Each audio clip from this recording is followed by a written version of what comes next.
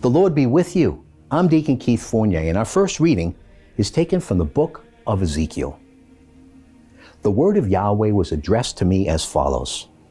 Son of man, confront Jerusalem with her loathsome practices. Say this, the Lord Yahweh says this, by origin and birth you belong to the land of Canaan. Your father was an Amorite, and your mother a Hittite. At birth, the very day you were born, there was no one to cut your navel string or wash you in water to clean you, or rub you with salt, or wrap you in swaddling clothes. No one looked at you with pity enough to do any of these things out of sympathy for you. You were exposed in the open fields in your own dirt on the day you were born. I saw you kicking on the ground in your blood as I was passing, and I said to you as you lay in your blood, live. And I made you grow like the grass of the fields. You developed, you grew. You reached marriageable age. Your breasts became firm and your hair grew richly, but you were stark naked. Then I saw you as I was passing. Your time had come, the time for love. I spread my cloak over you and covered your nakedness. I gave you my oath. I made a covenant with you, declares the Lord Yahweh, and you became mine. I bathed you in water. I washed the blood off you. I anointed you with oil. I gave you embroidered dresses, fine leather shoes, a linen headband, and a cloak of silk. I loaded you with jewels, gave you bracelets for your wrist and a necklace for your throat. I gave you a nose ring and earrings. I put a beautiful diadem on your head. You were loaded with gold and silver and dressed in linen and silk and brocade. Your food was the finest flour, honey, and oil. You grew more and more beautiful, and you rose to be queen. The fame of your beauty spread through the nations since it was perfect, because I had clothed you with my own splendor, declares the Lord Yahweh.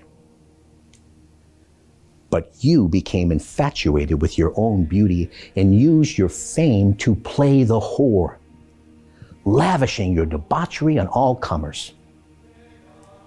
But I shall remember my covenant with you when you were a girl, and shall conclude a covenant with you that will last forever. And so remember and feel ashamed in your confusion. Be reduced to silence when I forgive you for everything you have done, declares the Lord Yahweh. And our response is taken from the book of Isaiah.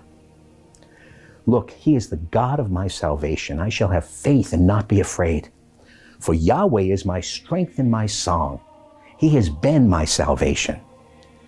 Joyfully you will draw water from the springs of salvation. In that day you will say, praise Yahweh, invoke his name. Proclaim his deeds to the people. Declare his name sublime. Sing of Yahweh, for his works are majestic. Make them known throughout the world. Cry and shout for joy, you who live in Zion, for the Holy One of Israel is among you in his greatness. And a reading from the Holy Gospel according to St. Matthew.